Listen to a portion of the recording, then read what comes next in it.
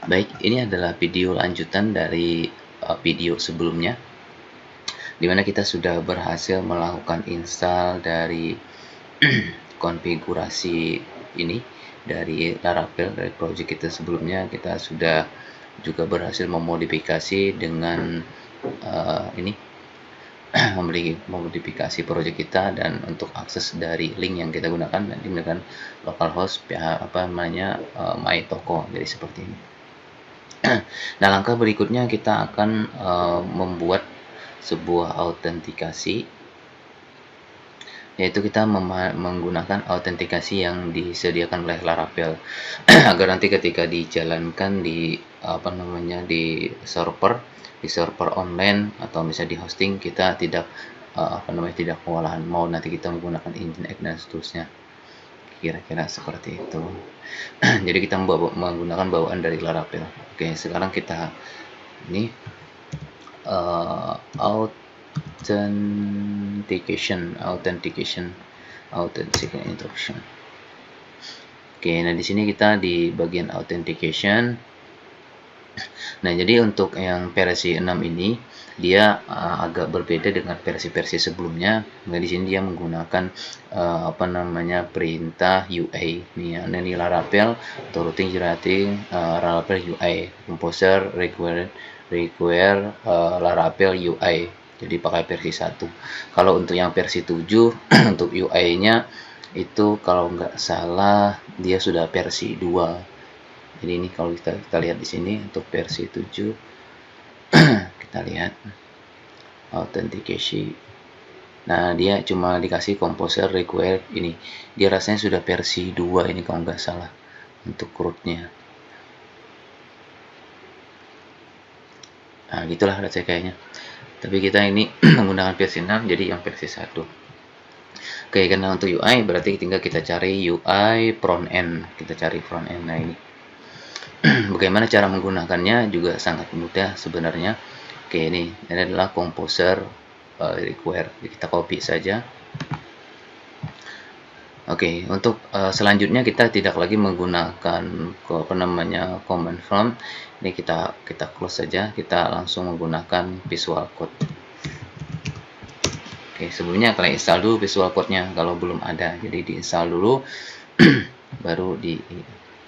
Oke, kita pilih open folder. Kita pilih aplikasi tadi, aplikasi kita yang sudah kita buat, My Toko.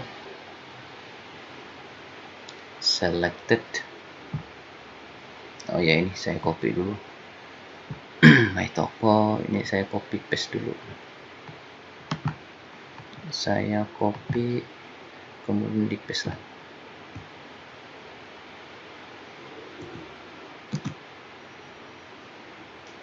Nah, ya, kita paste dulu tuh.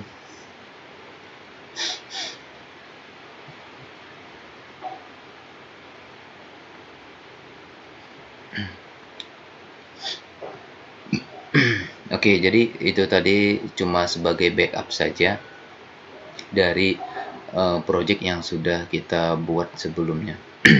Nah, jadi di bagian ini kita aktifkan terminal.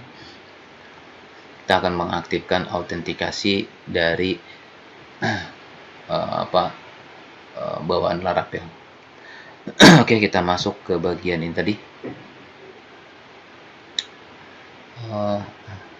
Oke, ini sebelumnya saya pause dulu. Oke, tadi sudah selesai nih mengcopy dari projectnya.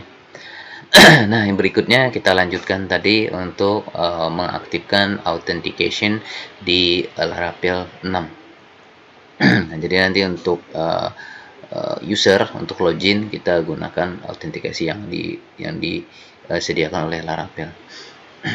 Oke, tapi ini agak berbeda dengan versi yang sebelumnya. Oke, kita aktifkan dulu untuk UI-nya. Oh ya, jadi untuk UI ini sebenarnya dia juga ada beberapa ini. Oke, ini sudah selesai. Kemudian langkah berikutnya. Nah, di sini saya akan mencontohkan untuk penggunaan pakai Bootstrap. Jadi saya akan gunakan ini pakai Bootstrap saja. Untuk generate basic scaffoldingnya kita nggak perlu, kita langsung pakai ini saja.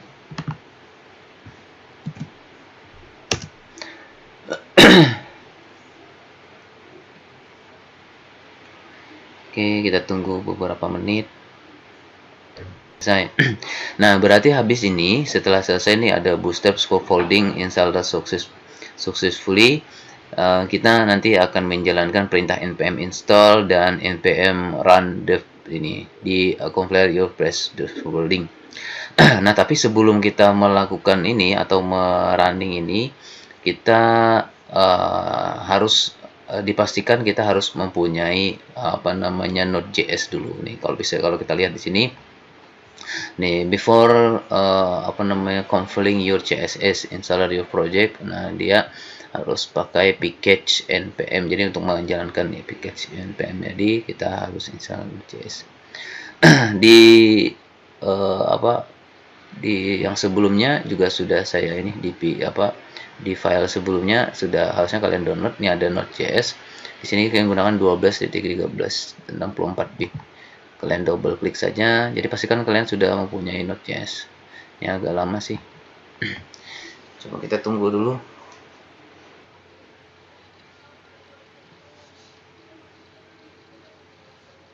Oke, ini installernya sudah selesai, dan kemudian langkah berikutnya yaitu kita melakukan install npm.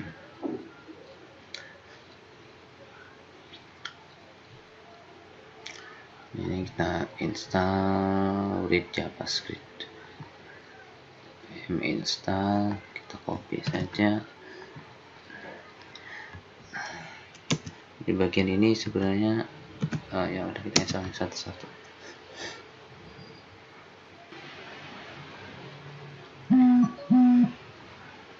Coding masih jalan.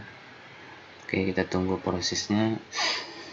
Untuk proses installer npm,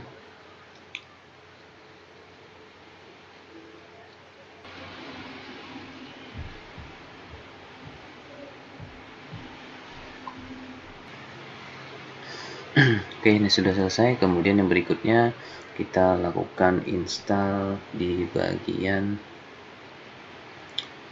ini.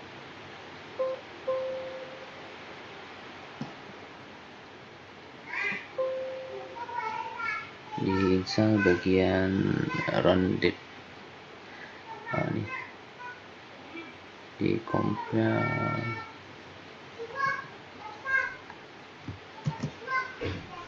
Oke, kita paste juga.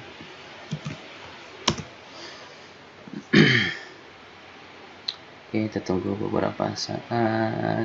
Additional dependencies must be installed. This will only takes a moment. Running npm install. Oke, ini sudah selesai. Nah, sekarang kita akses di bagian Laravel. Coba kita refresh.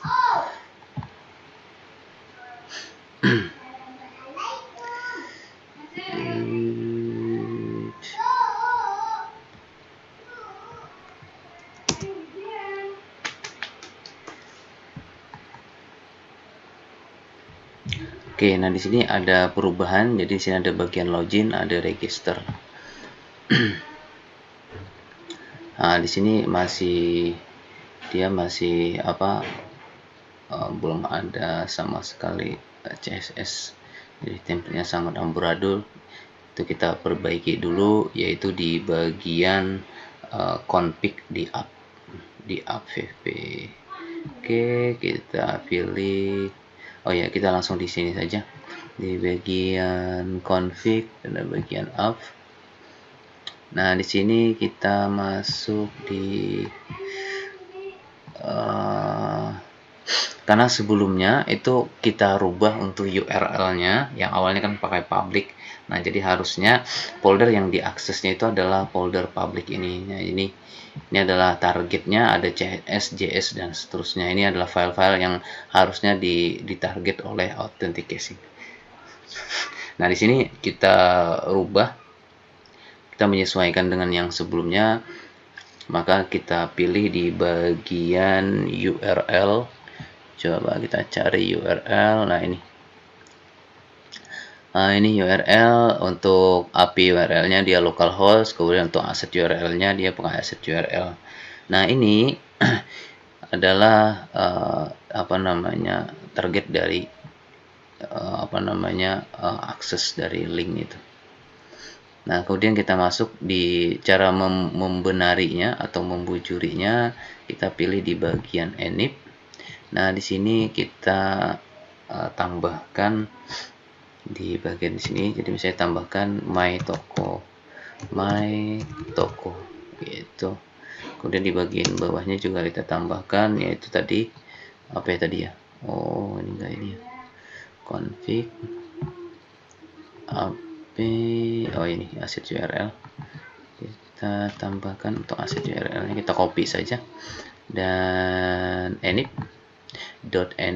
kita tambahkan di bawah sini.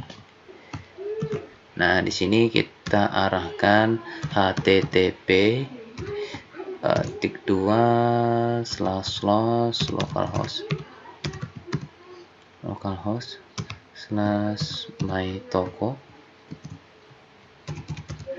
/mytoko, kemudian kita arahkan public.